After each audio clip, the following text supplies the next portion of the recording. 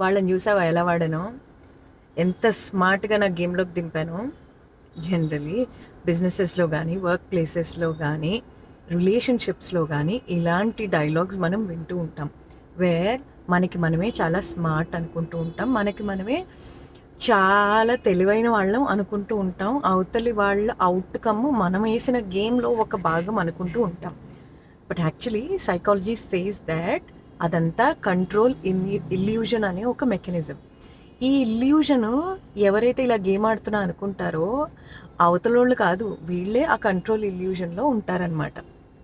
Which is అసలు వీళ్ళు impact create చేయలేరు, ఇన్ఫ్లుయెన్స్ చేయగలుగుతారు వాళ్ళ డెసిషన్ మేకింగ్ మీద అండ్ మ్యానిపులేట్ చేస్తూ ఉంటారనమాట.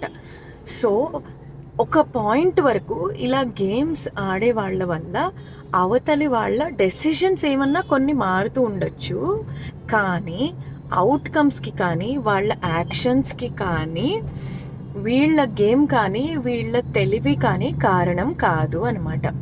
అసలు స్మార్ట్నెస్ అంటే ఆర్ ఇమోషనల్ మెచ్యూరిటీ అంటే, తెలివి అని అసలు వర్డ్ దీనికి వాడకపోవడం చాలా కరెక్ట్. ఎందుకంటే this is all about emotional maturity. Emotional regulation అనేది ఇమోషనల్ మెచ్యూరిటీ కదా.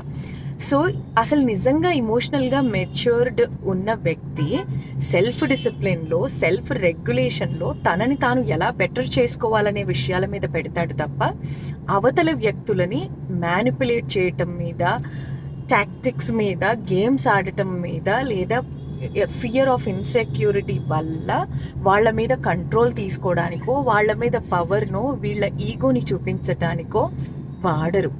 సో ఖచ్చితంగా ఇమోషనల్ మెచ్యూరిటీ ఉన్న పర్సన్ చేసే పని అయితే ఇది కాదు. అలాంటప్పుడు అసలు అది స్మార్ట్నెస్ ఎలా అవుతుంది? స్మార్ట్నెస్ అనేది ఏంటి అంటే, ఆర్ ఇమోషనల్ మెచ్యూరిటీ ఉన్న వాళ్ళు చేసేది ఏంటి అంటే, they don't manipulate people, they understand people. వాళ్ళు మోర్ అండ్ మోర్ అసలు వీళ్ళకి ఏం కావాలి, వీళ్ళు ఏంటి, వీళ్ళ స్ట్రెంగ్త్ ఏంటి, వీళ్ళకి ఏమి ఇవ్వగలుగుతాము, లేకపోతే వీళ్ళ వల్ల మనకు వచ్చే అడ్వాంటేజ్ ఏంటి, మనం తీసుకుంటే మనం ఏం ఆఫర్ చేయాలి.